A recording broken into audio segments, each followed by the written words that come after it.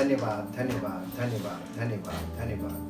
परम पिता परमेश्वर, आपका हृदय से धन्यवाद करते हैं। आप महान हैं। आपकी अद्भुत सामर्थ्य हम सबके जीवन में आज की शाम प्रकट हो। पिता परमेश्वर, आपका प्रेम और आपके इकलौते पुत्र प्रभु यीशु मसीह का अनुग्रह हमारे जीवन में, हर एक जीवन में, हर एक परिवार में जो यहाँ उपस्थित है, ऐसा प्रकट हो प्रभु कि आपका नाम महिमा पाए। आपकी महिमा जो अपरंपार है उसके द्वारा आपकी सामर्थ्य कार्य करे, हमारे बीच में आपकी सामर्थ्य प्रकट होकर कार्य करे और हमारा जीवन इस बात की गवाह बने कि हम परमेश्वर की सामर्थ्य के द्वारा छुड़ाए जा रहे हैं। उसी की सामर्थ्य के द्वारा हमें उद्धार मिलता है। वो ना छुड़ाए तो हमें छुटकारा नहीं मिल सकता, उद्धार नहीं मिल सकता। और चाहते हैं परमेश्वर आपके पुत्र प्रभु यीशु मसीह के द्वारा हमें उद्धार प्राप्त हो और परमेश्वर की महिमा हमारे जीवन से प्रकट हो और सारा आदर सारी महिमा आपको मिले। इस प्रार्थना को आपके इकलौते पुत्र प्रभु यीशु मसीह के नाम से मांगते हैं, आमीन। Praise the Lord. हम परमेश्वर का धन्यवाद करते हैं आज की शाम के लिए। प्रेजेंस ऑफ गॉड पार्ट 3, ये पार्ट 3 है और पार्ट 3 में हमने पार्ट 1 और पार्ट 2 में जो मुख्य विषय देखा कि परमेश्वर की उपस्थिति में परमेश्वर की महिमा पाई जाती है। परमेश्वर की महिमा, और वो महिमा जब कोई व्यक्ति परमेश्वर की उपस्थिति में ज्यादा समय तक टिकता है, ठहरता है, तो परमेश्वर की महिमा उसके जिस्म में और उसके जीवन में आ जाती है। और जब वो बाहर निकलता है प्रेजेंस से, तो उसके द्वारा वो महिमा प्रकट होती है। और इसी महिमा के विषय में आज देखेंगे कि ये महिमा क्या है। सबसे पहली बात, उत्पत्ति की पुस्तक में आदम और हवा जो पहला जोड़ा था, जो मनुष्यों का पहला जोड़ा था, वो उसको परमेश्वर ने अदन की वाटिका में रखा था और परमेश्वर की उपस्थिति वाटिका में थी। वो परमेश्वर की उपस्थिति में ही वहां पर रहते थे और चूंकि वो परमेश्वर की डायरेक्ट प्रेजेंस में थे, तो वो लोग कपड़े नहीं पहनते थे, लेकिन परमेश्वर की महिमा से वो कवर थे। परमेश्वर की महिमा उनको कवर किए रहती थी। परमेश्वर की महिमा क्या है, इसे हमको मालूम करना बहुत जरूरी है। सबसे पहली बात, परमेश्वर की महिमा एक परमेश्वर का ऐसा प्रकाश है जिसके द्वारा उनका जिस्म कवर रहता था। इसे जानने के लिए सबसे पहले देखेंगे कि परमेश्वर ने जब सृष्टि की रचना शुरू की तो सबसे पहले उसने क्या चीज प्रकट की थी। उत्पत्ति की पुस्तक उसका पहला अध्याय और उसके पहले अध्याय का 2 पद पढ़िए, 3 पद, बल्कि पहले पद से पढ़ दीजिए, पहले पद से 3 पद। आदि में परमेश्वर ने आकाश और पृथ्वी की सृष्टि की। पृथ्वी बेडौल और सुनसान पड़ी और गहरे जल के ऊपर अंधियारा था तथा परमेश्वर का आत्मा जल के ऊपर मंडराता था। जब परमेश्वर ने कहा उजियाला हो, तो उजियाला हो गया। और परमेश्वर ने उजियाले को देखा कि अच्छा है, और परमेश्वर ने उजियाले को अंधियारे से अलग किया। पहले सृष्टि की जब रचना शुरू की तो उस समय अंधियारा था। सबसे पहले परमेश्वर ने कहा उजियाला हो, और उजियाला था। ये नहीं लिखा हो गया, उसने कहा उजियाला हो और उजियाला था। Let there be light and there was light. उसने कहा और वो था, उजियाला था। ये जो उजियाला था, ये कैसा उजियाला था? क्योंकि सूरज चांद तारे चौथे दिन बने। जब आप इसी में आगे पढ़ेंगे, इसके 14 पद से पढ़िए, 14 पद से पढ़िए, 14 से 19। फिर परमेश्वर ने कहा दिन को रात से अलग करके करने के लिए आकाश के अंतर में ज्योतियां हों। दिन को रात से अलग करने के लिए आकाश के अंतर में ज्योतियां हों, और वे चिन्हों और नियत समयों, वो ज्योति पिंड सबसे पहले किस चीज के लिए होंगे? चिन्हों के लिए और नियत समयों के लिए, और दिनों और वर्षों के कारण, और दिनों और वर्षों के, यानी कैलेंडर भी उसी से चलेगा, टाइमिंग भी उसी से चलेगी, घड़ी। तो सारी चीजें किस चीज से कैलकुलेट होंगी? वो ज्योति पिंड से। ठीक, वो 2 ही ज्योति पिंड, एक ज्योति पिंड है वो है सूरज, एक बनाया था, और चांद को लोग कहते हैं वो ज्योति पिंड वो सूरज का रिफ्लेक्शन है, वो अपने आप में ज्योति पिंड नहीं है, वो सूरज की रोशनी से ही चमकता है, रिफ्लेक्शन है। ठीक, परमेश्वर ने एक ज्योति पिंड बनाया। ये जो चौथे दिन बना, इसमें आगे पढ़िए 19 पद तक आइए पढ़ के। और वे ज्योतियां आकाश के अंतर में पृथ्वी पर प्रकाश देने वाली भी ठहरे। हाँ, और वैसा ही हो गया। और वैसा ही हो गया। तब परमेश्वर ने 2 बड़ी ज्योतियां बनाई। हाँ, उनमें से बड़ी ज्योति को दिन पर प्रभुता करने बड़ी ज्योति को दिन पर प्रभुता करने के लिए, और छोटी ज्योति को रात पर प्रभुता करने के लिए और छोटी ज्योति को रात पर प्रभुता करने के लिए बनाया। और तारागण को भी बनाया। और तारागण को भी बनाया। परमेश्वर ने उनको आकाश के अंतर में इसलिए रखा, हाँ, कि वे पृथ्वी पर प्रकाश दें। कि वे पृथ्वी पर प्रकाश दें। जी, तथा दिन और रात पर प्रभुता करें। हाँ, और उजियाले को अंधियारे से अलग करें। हाँ, और परमेश्वर ने देखा कि अच्छा है। और तब सांझ हुई, फिर भोर हुआ, इस प्रकार चौथा दिन हो गया। पहले दिन वो जो प्रकाश था वो फिर क्या? वो परमेश्वर की महिमा का प्रकाश था। वही थी परमेश्वर की वो आत्मा का प्रकाश था। परमेश्वर आत्मा है, और ग्लोरी ऑफ गॉड मीन्स परमेश्वर की आत्मा का प्रकाश। और कंफर्म करना है तो मेरे साथ आ जाइए इधर, इसमें दूसरा कुरिन्थियों 4 अध्याय। दूसरा कुरिन्थियों 4 अध्याय।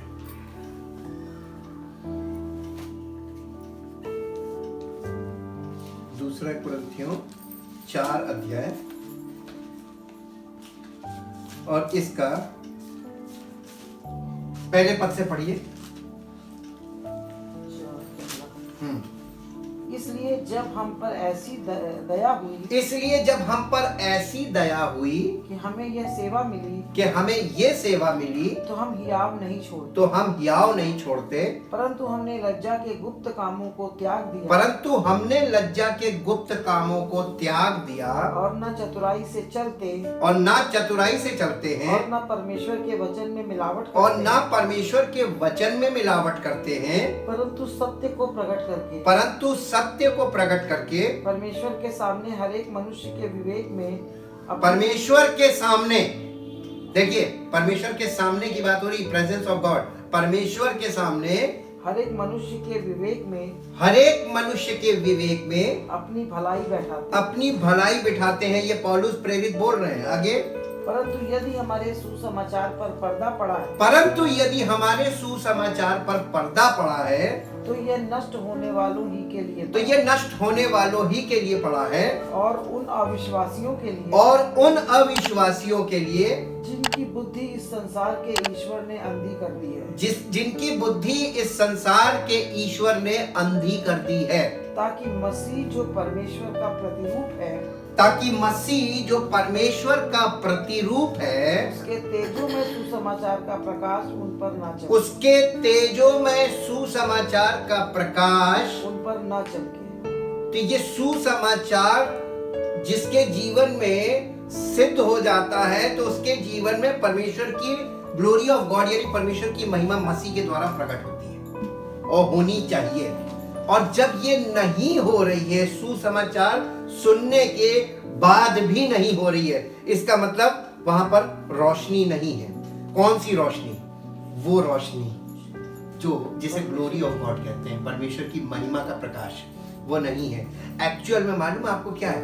अब आप इसको आगे चल के आप लोगों को वो पॉइंट्स मिलेंगे, लेकिन मैं आज बता देता हूं, परमेश्वर की वो महिमा का प्रकाश और कोई नहीं, मसीह स्वयं है। इसलिए अब मेरे साथ एक पद और निकाल दीजिए ताकि वचन से ये बात स्पष्ट होनी जरूरी है। यूहन्ना रचित सुसमाचार 8 अध्याय का 12 पद। यूहन्ना रचित सुसमाचार 8 अध्याय का 12 पद। इंग्लिश में भी निकालना बेटा, पहले हिंदी में फिर इंग्लिश में। जी यूहन्ना 8:12। हाँ। यीशु ने फिर लोगों से कहा, यीशु ने फिर लोगों से कहा, जगत की ज्योति मैं हूँ, जगत की ज्योति मैं हूँ। तो सूरज चांद का वो फिजिकल वो है, वो स्पिरिचुअल लाइट की बात कर रहा था। जगत की ज्योति, I am the light of the world. और क्रिएशन में या सृष्टि पर जो ज्योति आ रही है वो सूरज की ज्योति आ रही है और चांद की ज्योति आ रही है। लेकिन मनुष्य को कौन सी ज्योति ज्यादा जरूरी है? वो तो हमें मिल रही, वो तो परमेश्वर ने दी है। सूरज तो हमको मिलेगा, वो तो सब चांद भी मिलेगा, तारे भी मिलेंगे। इसके अपार्ट हमें और एक ज्योति की जरूरत है। यीशु मसीह ने कहा मैं जगत की ज्योति हूं, जो मेरे पीछे हो लेगा, जो मेरे पीछे हो लेगा वह अंधकार में ना चलेगा। ये यीशु मसीह ऐसी बात बोल रहे हैं कि ये परखी जाएगी। अक्सर लोग कहते हैं कि देखिए हम तो यीशु मसीह के पीछे चल रहे हैं। आप उनकी जिंदगी को देखिए, उनके व्यवहार को देखिए, उनके चरित्र को देखिए, आपको ठोकर लग जाएगी। नहीं, वचन में जैसा लिखा है, क्योंकि लोग वचन नहीं जानते हैं, वचन से वाकिफ नहीं है, इसलिए लोग उन बातों को पकड़ नहीं पाते, समझ नहीं पाते, इसलिए अभी सब कुछ ढपा है। लेकिन कुछ ढपा नहीं जो खोला जाएगा। यीशु मसीह ने कहा था अंत के दिनों में सब खुल जाएगा। आज सब कुछ खुल रहा है। लोग जब बुरी तरीके से प्रभु यीशु मसीह के पास आते हैं, कलीसिया में आते हैं, वहीं पर ठोकर खाते हैं। कारण क्या है? क्योंकि जब वो वचन पढ़ने लगते हैं, उनके पास बाइबल हाथ लग जाती है, बाइबल को पढ़ते हैं और वचन को सुनते हैं और फिर वो जीवन को देखते हैं तो कहते हैं नहीं ये गलत, जैसा लिखा वैसा नहीं है। यीशु मसीह ने कहा मैं जगत की ज्योति हूं और जो कोई मेरे पीछे हो लेगा वो अंधकार में ना चलेगा, वो अंधकार में ना चलेगा परंतु जीवन की ज्योति पाएगा। यीशु मसीह के पीछे वास्तव में अगर कोई चलेगा वही जीवन की ज्योति पाएगा। ये जो ग्लोरी ऑफ गॉड है ना, ये यही है लाइट ऑफ लाइफ।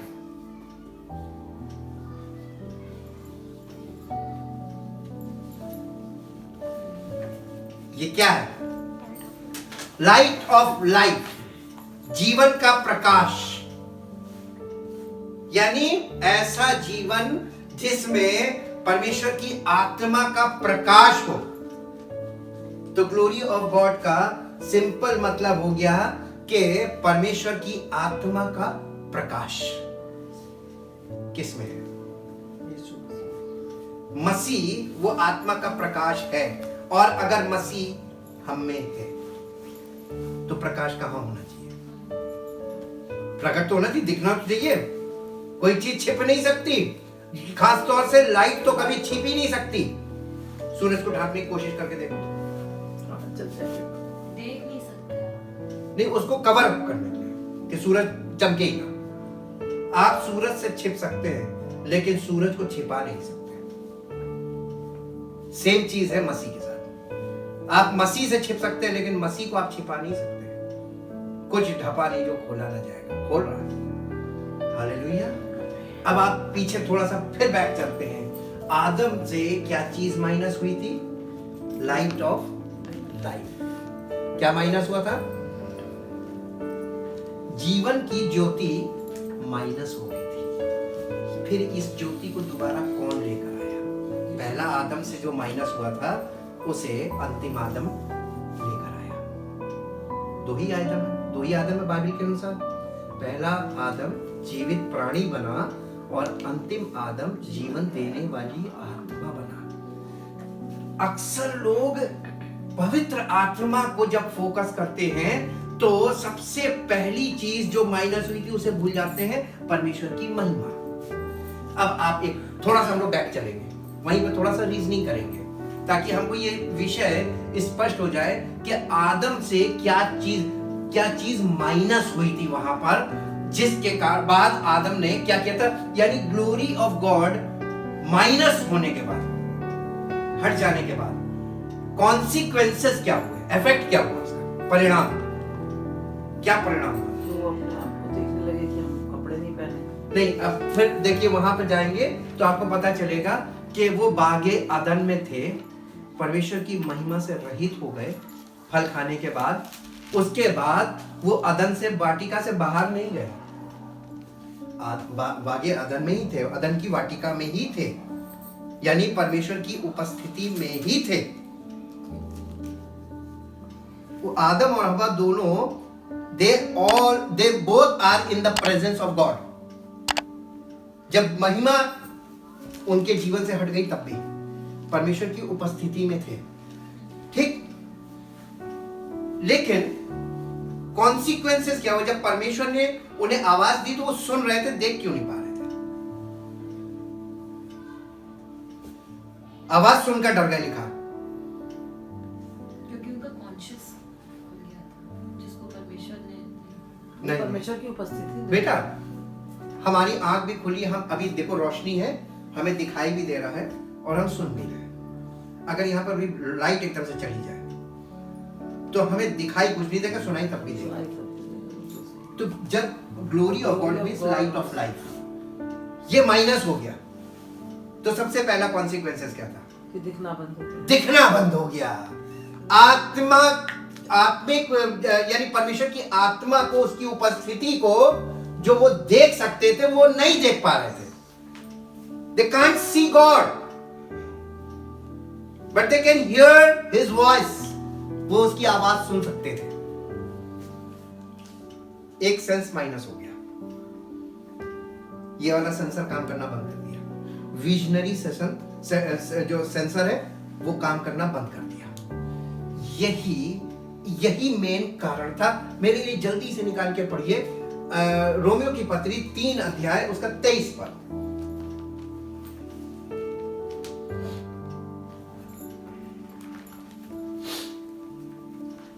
रोमियो 3:23। हाँ, रोमियो 3:23।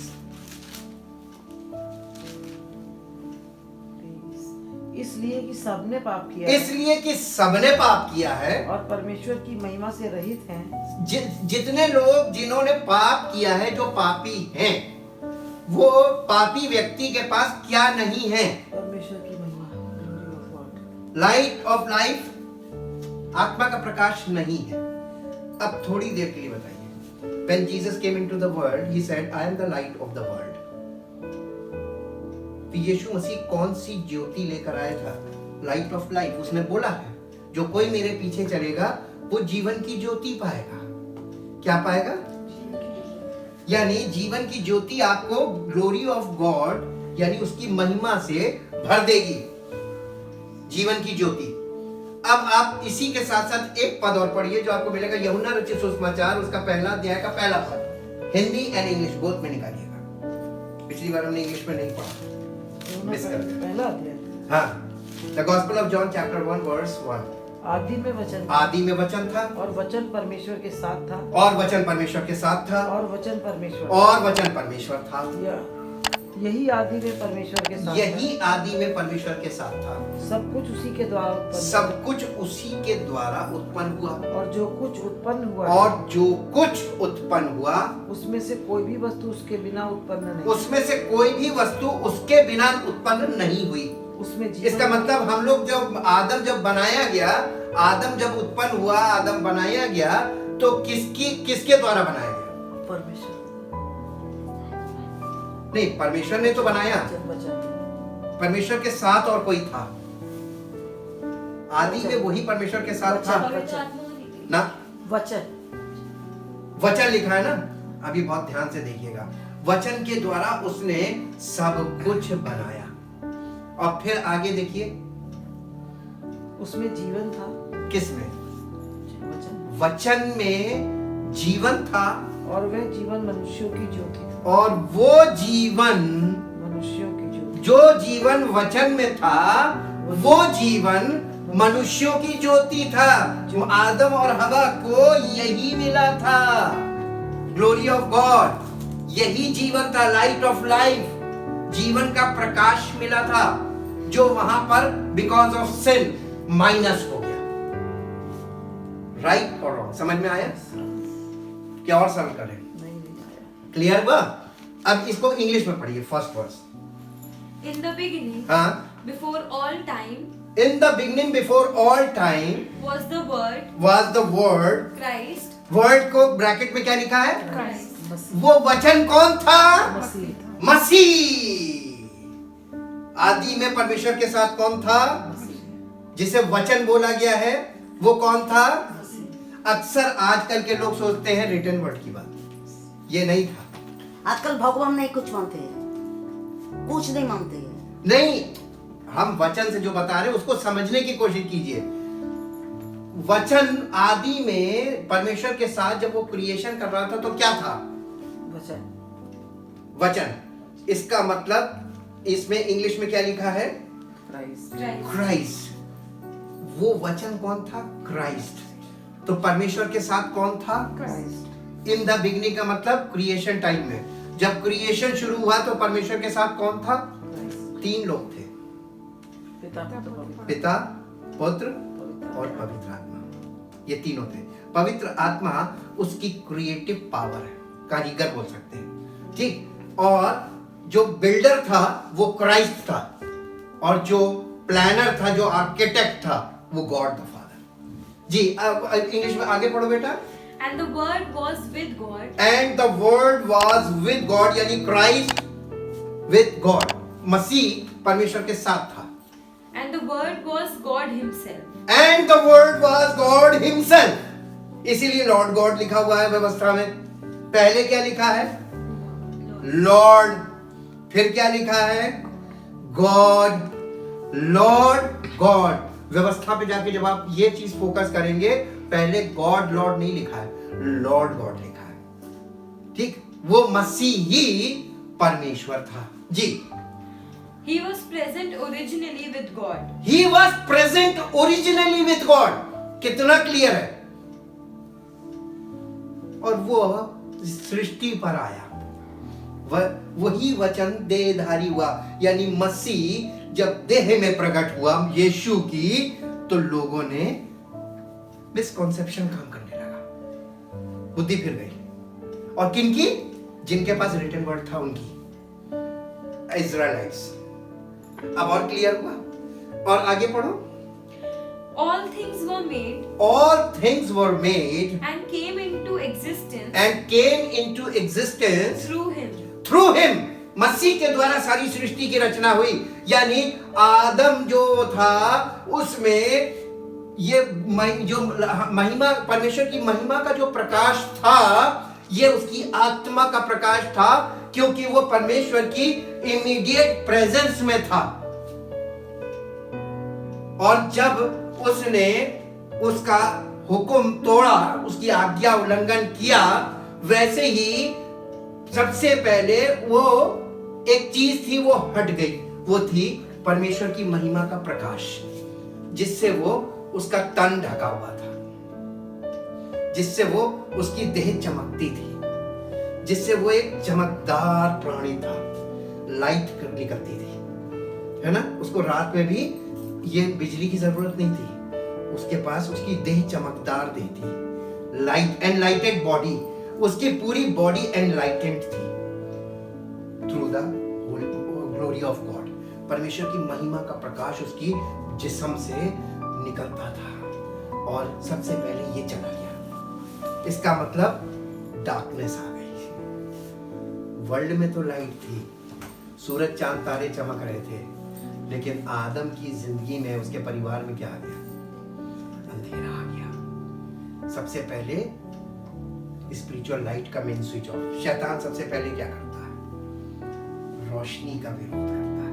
रोशनी हटाओ, हमें प्रकाश में से अंधकार में ले जाता है। हालेलुया। अब आगे पढ़िए, वहां पे आगे बेटा क्या लिखा है इंग्लिश में? And without him. And without him, यानी without Christ, was not even one thing made. यानी बिना मसीह के किसी भी चीज की सृष्टि नहीं हुई। जी। That has come into being. हाँ। In him was life. In him, मसीह में जीवन था। And the life was the light of men. And that life was the light of men, यानी मसीह में जो हमको जीवन मिलता है वो आम जीवन नहीं होता है, शारीरिक जीवन नहीं होता, धार्मिक जीवन भी नहीं होता है, वो आत्मिक जीवन होता है, जो आत्मा के प्रकाश के द्वारा सिद्ध होता है कि हाँ इसमें है।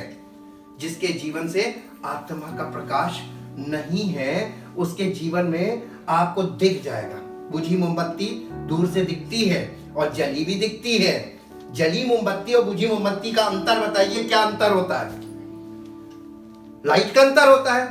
मोमबत्ती दोनों हैं, एक जल रही है, एक बुझी है, बुझी में रोशनी नहीं है लेकिन जलती में रोशनी है। और यीशु मसीह ने इसीलिए कहा था मैं जगत की ज्योति हूं, और उसके बाद अपने चेलों से क्या कहा था, तुम जगत की ज्योति हो, क्योंकि मैं अगर ज्योति हूं तो तुम भी ज्योति हो। और यीशु मसीह ने यह कहा आगे जाके कि जो कोई मेरे पीछे होलेगा वो अंधकार में, कौन से अंधकार की बात कर रहा था, स्पिरिचुअल डार्कनेस, आत्मिक अंधकार की। अब आप फिर जाइए तो देखिए आदम आत्मिक प्रकाश से आत्मिक अंधकार में उतर गया, है ना। यह सबसे बड़ी प्रॉब्लम थी, और ये होने के बाद कॉन्सिक्वेंसेस अब शुरू होंगे। जैसे ही उसकी स्पिरिचुअल लाइट हटने के कारण उसको दिखना बंद हुआ कि परमेश्वर कहाँ है, परमेश्वर क्या कर रहा है, परमेश्वर कौन है, परमेश्वर कैसा है, ये सब चीजों का वर्णन फिर वो कैसे करने लगा, विदाउट लाइट, अंधेरे में। तो कैसे करेगा? विदाउट लाइट आप किसी चीज की कल्पना कर सकते हैं, लेकिन उस चीज को आप पूरी तरीके से ना तो जान पाएंगे, ना पहचान पाएंगे, ना समझ पाएंगे। इसलिए आदम ने सबसे पहला काम क्या किया, जब परमेश्वर की आवाज को सुना तो सबसे पहला काम वो छिपने लगा। क्यों? अगर उसको दिख रहा होता तो वो छिपता। लेकिन एक बात बताइए, रोशनी, लाइट किसकी गुल हुई थी? आदम और हवा की ना, परमेश्वर की तो नहीं हुई थी। तो परमेश्वर से कोई छिप सकता है? आज लोग परमेश्वर की उपस्थिति से क्यों भाग सकते हैं? क्यों भाग रहे हैं लोग परमेश्वर की उपस्थिति से? क्योंकि दाऊद ने कहा मैं तेरी उपस्थिति से भागकर कहां जाऊं, यदि मैं समुद्र के भीतर नीचे चला जाऊं धोलोक में तो तू वहां है, यदि मैं पहाड़ की गुफा में छिप जाऊं तो तू वहां है। यानी उसने ये वर्णन करके बताया कि मैं तुझसे छिप नहीं सकता।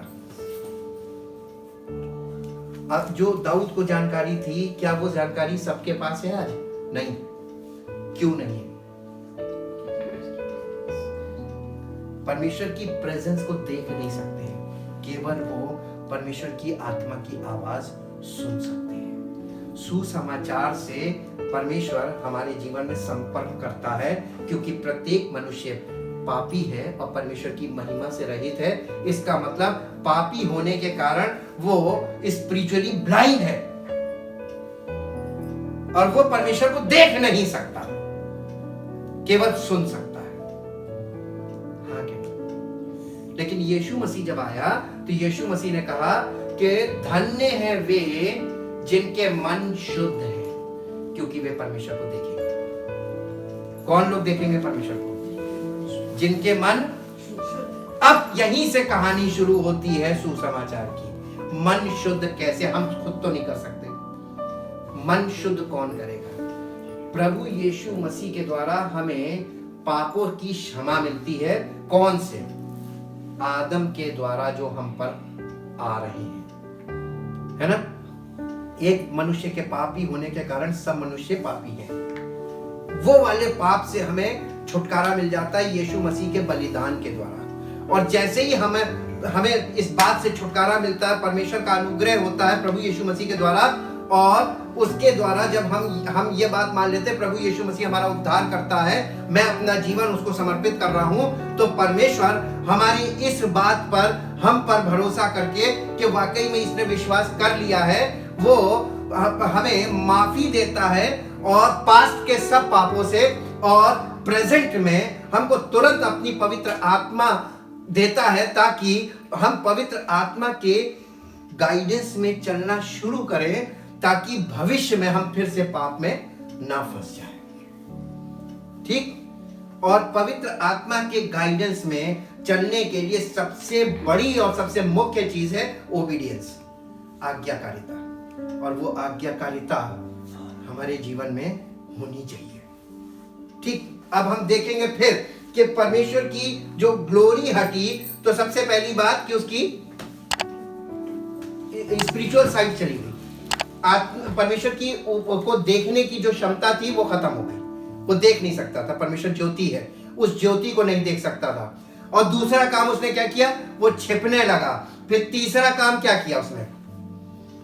अंजीर के पत्ते सिल के अपने आप को ढांकने का प्रयास करने लगा। ये था मैन मेड रिलीजन स्टार्ट। मनुष्य की अपने आप को छिपाने का, अपने आप को कवरिंग। देखिए, पुराने नियम में कवरिंग का मतलब होता है टेम्पररी आपको माफी मिल जाना। जब मूसा के तंबू में कोई व्यक्ति जाता था तो साल में 3 बार आज्ञा थी कि 3 बार आना है। तो जब वो जाता था तो वहां पे बलिदान चढ़ाया जाता था। सबसे पहले फाटक से एंटर होते ही बलिदान की वेदी थी, वहां पर उसको जानवर बलि करना होता था। वो जानवर बलि करने का मतलब है कि कवरिंग, ठीक, कफारा। वो फिग लीव्स के द्वारा वो अपने आप को कवरिंग करने लगा कि मैं किसी तरीके से परमेश्वर के सामने मेकअप करके हाजिर हूं, लेकिन देख नहीं सकता था। ठीक, परमेश्वर की महिमा से रहित होने का मतलब हमारी स्पिरिचुअल आंखें बंद हो जाना।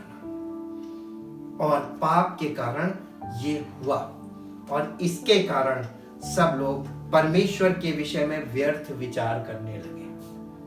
हालेलुया। यही कारण था कि सब लोग परमेश्वर की इमेज को लेकर उसके बारे में कि परमेश्वर ऐसा है, परमेश्वर ऐसा है, सब अपने अपने विचार करने लगे। और सबने अपने अपने विचारों से जो कल्पना की, वो कल्पना में सबके अलग अलग ईश्वर सबने बना लिए, मन में गढ़ लिए। और इसी तरीके से हम और आप और सारी दुनिया में लोगों के अपने अपने ईश्वर और अपने अपने देवता बना लिए। लेकिन परमेश्वर का धन्यवाद हो, उस सुसमाचार के द्वारा उसने हमारे जीवन में, जब हमने सुसमाचार सुना और विश्वास किया, उसके पुत्र प्रभु यीशु मसीह के द्वारा हमको वो जो हमारे पास से चला गया था, मनुष्य के पास से चला गया था, ग्लोरी ऑफ गॉड, वो परमेश्वर की महिमा हमें यीशु मसीह के द्वारा प्रकट होती है। क्योंकि परमेश्वर की आत्मा का प्रकाश उसके द्वारा हमारे जीवन में आता है। जब, जैसे हमने आपको बताया ना, जैसे मित्र की संगति से मित्र का चेहरा चमकता है, वैसे ही हम प्रभु यीशु मसीह के साथ जब फेलोशिप करते हैं स्पिरिचुअली, तो हमारी आत्मा उसकी आत्मा के साथ एक हो जाती है। और अगर मसीह हम में है तो उसकी आत्मा का प्रकाश हमारे चेहरे से प्रकट होना चाहिए। हाँ के ना? Thank you Jesus, thank you Lord, thank you father. परम पिता परमेश्वर, हम आपका दिल से धन्यवाद करते हैं। आपने अपने पुत्र को इस संसार में इसलिए भेजा कि समस्त मानव जाति उद्धार पाए और आपकी आत्मा का प्रकाश उसे दोबारा प्राप्त हो। जैसे आदम के पास था, वैसे ही उन लोगों के पास भी हो। और ये कार्य आप अपने इकलौते पुत्र प्रभु यीशु मसीह के द्वारा ही करते हैं। हम आज प्रभु यीशु मसीह के लिए धन्यवाद करते हैं। परमेश्वर, आपने हमें अपने पुत्र के द्वारा वो सब कुछ जो मनुष्य के पास से चला गया था और मनुष्य के वश में था भी नहीं कि वो उसे वापस प्राप्त करे, आपने उसे अपने पुत्र के द्वारा वो सब कुछ फेर दिया। हम धन्यवाद करते हैं। और केवल इतना ही नहीं, हे पिता परमेश्वर, आपने मनुष्य की मृत्यु को अनंत जीवन में बदल दिया, ताकि आपके पुत्र के द्वारा हम अनंत जीवन के वारिस बन जाएं। हम आपका धन्यवाद करते हैं। यहाँ पर उपस्थित सभी लोगों को आपकी शरण में लाते हैं और आपसे विनती करते हैं, पिता परमेश्वर, इन सब का जीवन आपकी महिमा का कारण बने। वो महिमा जो आपकी उपस्थिति के में रहने के कारण मनुष्य को प्राप्त होती है, वो महिमा हमारे जीवन से प्रकट हो, ताकि लोग कहें कि ये परमेश्वर के लोग हैं। और आपकी जीवन की ज्योति हमारे द्वारा बहुत से लोगों तक पहुंचे और आपकी महिमा प्रकट हो। यीशु मसीह के नाम से मांगते हैं, आमीन। परमेश्वर आप सबको आशीष दे। Praise the Lord.